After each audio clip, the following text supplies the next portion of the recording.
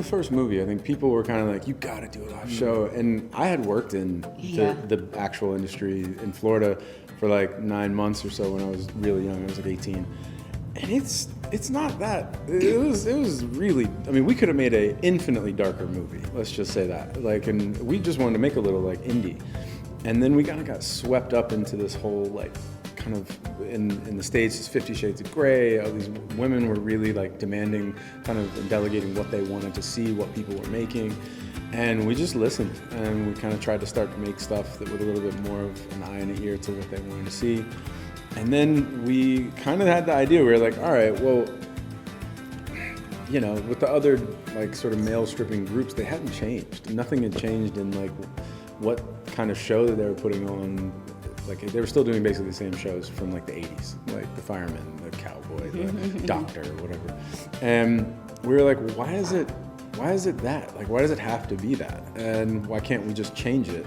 And we had a little bit of money that took a long time to like try to find, because we had never made a live show before, so we didn't know if we could actually do it. And ultimately, like, when we did get the money, we had no rules, and we had no one kind of telling us what we could and couldn't do. Which was so fun and crazy. Yeah, we were like, can we have it rain? And they were like, well, we can, but like do you want to have it rain? And I'm like, yes.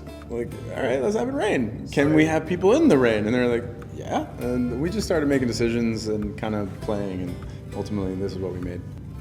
A big part of the Vegas show was wanting to kind of like, in a way, kill those old tropes. And from my point of view, growing up in Florida, I didn't ever understand why it was kind of like these, Halloween, guys are always like these, you know, they're firemen or doctors, these authoritarian, like power kind of roles. And then like, I never understood why maids, nurses, subservient sort of female, like, I guess, icons or whatever you want to call it. I just didn't understand why it had to be that way. And we kind of wanted to basically murder that. So the beginning of our show is kind of the death of that. And then what comes after that is really hopefully whatever you really want it to be. Men were telling women what they should find sexy. And we were just like, that's not the way it should be. We should be listening to the women and asking what do they find sexy, and then us trying to go and like somehow try and create that. And ultimately that's what we've been doing. I went and found as many strong women as that I could possibly find, and was just like, please help us, please. Because you find me a man that knows what a woman wants, and I'll find a liar. And he's just like, you are entirely wrong about that, more than likely. We just didn't know how game Londoners were for shows. They love a show, first off, and then a show that is completely, I think, just an outlier inside of like what usually is on the West End there, and like you just, I'm literally looking at some of the biggest icons in acting doing some of the most iconic like plays that have ever been put on stage. Magic Mike. Literally, and I'm just like, what is happening? I mean, our joke in the movie is that we're taking Magic Mike global, like that McConaughey. We couldn't come up with a dumber thing to say in a movie. That McConaughey, he's crazy. He's a crazy man. So he was just like, we're going global. We're gonna go to Dubai. We're gonna go to Macau.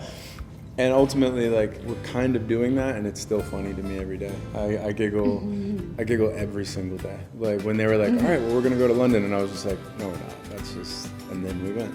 And then we're going to Berlin, and now we're here. And it's just wild. It's so crazy. It's so silly that I don't know how to, I really don't know how to. If you told my 18-year-old self that I was going to own strip clubs one day, like, I'd have been like, yeah, maybe.